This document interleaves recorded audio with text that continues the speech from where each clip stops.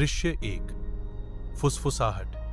यह एक ठंडी अक्टूबर की शाम थी जब जायन और उसके दोस्त अली और फैजान गुलशन रवि के पुराने कब्रिस्तान में चुपके से घुस गए। उन्होंने कहानियां सुनी थीं, जगह भूतिया, शापित और बदतर थी, लेकिन उनमें से किसी को भी वास्तव में विश्वास नहीं था। उस रात वे खुद के लिए किंवदंती का परीक्षण करना चाहते थे।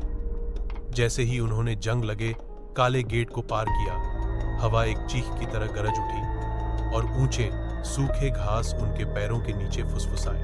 तभी यह शुरू हुआ। हल्की आवाजें, फुसफुसाहट, धीमी, कांपती हुई, एक ऐसी भाषा में जिसे उनमें से कोई भी नहीं समझ सका। क्या तुमने सुना? आयन ने रुककर पूछा। हाँ, अली ने सिर हिलाया, लेकिन यहां कोई नहीं है। आवाजें बंद हो गई। दृश्य 2। भूली हुई कब्र। वे कब्रिस्तान में और गहराई तक भटकते रहे। टार्च की किरणें टेढ़ी मेढ़ी कब्रों और टूटी हुई पत्थर की पट्टिकाओं पर उछलती रहीं। फिर फैजान ने कुछ अजीब देखा। एक ढहते हुए मकबरे के पास जमीन में एक धंसा हुआ क्षेत्र जिस पर 1873 अंकित था। दोस्तों, देखो, उसने फुसफुसाया।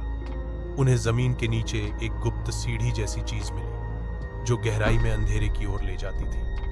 बेहतर निर्णय के विरुद्ध जिज्ञासा ने उन्हें नीचे खींच लिया। हर कदम पिछले से ज्यादा जोर से गूंजा, मानो कब्र खुद सांस ले रही हो। नीचे एक पत्थर का गलियारा, दीवारों पर उकेरे गए नाम खरोंच से मिटा दिए गए। फिर आवाजें फिर से आईं, इस बार तेज।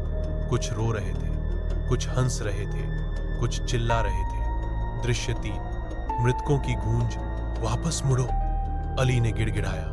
उसका चेहरा पीला पड़ गया, लेकिन जायन आगे की ओर खींचा गया। टॉर्च टिमटिमा रही थी, मानो हवा ही विरोध कर रही हो।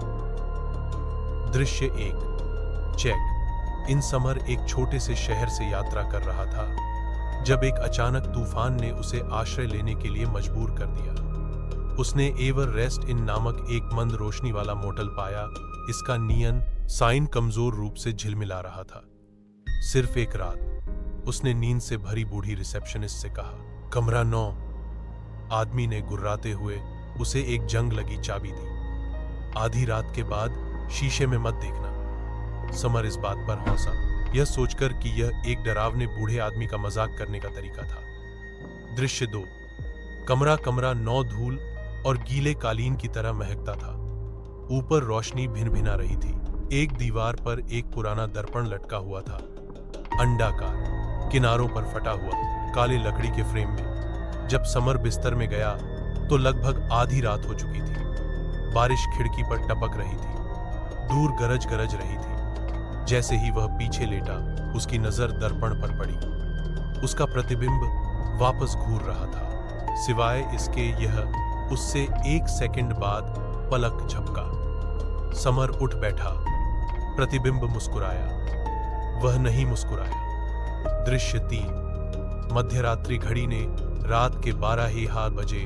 दर्पण काला हो गया। समर धीरे धीरे आगे बढ़ा।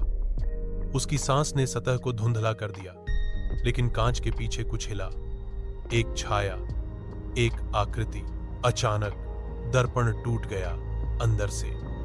वह पीछे लड़खड़ाया, लेकिन उसका प्रतिबिंब बना रहा, खड़ा हुआ, मुस्कुराते हुए उसे देख रहा था।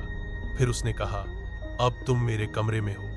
बत्तियां फूट गईं, दरवाजा बंद हो गया और सब कुछ अंधेरा हो गया। दृश्य 4। अदला बदली। जब समर ने अपनी आंखें खोली तो वह दर्पण के अंदर खड़ा था। उसने चीखा और कांच पर प्रहार किया, लेकिन वास्तविक दुनिया में उसका शरीर बस वहीं खड़ा था, मुस्कुरा रहा था। अब वह प्रतिबिंब था,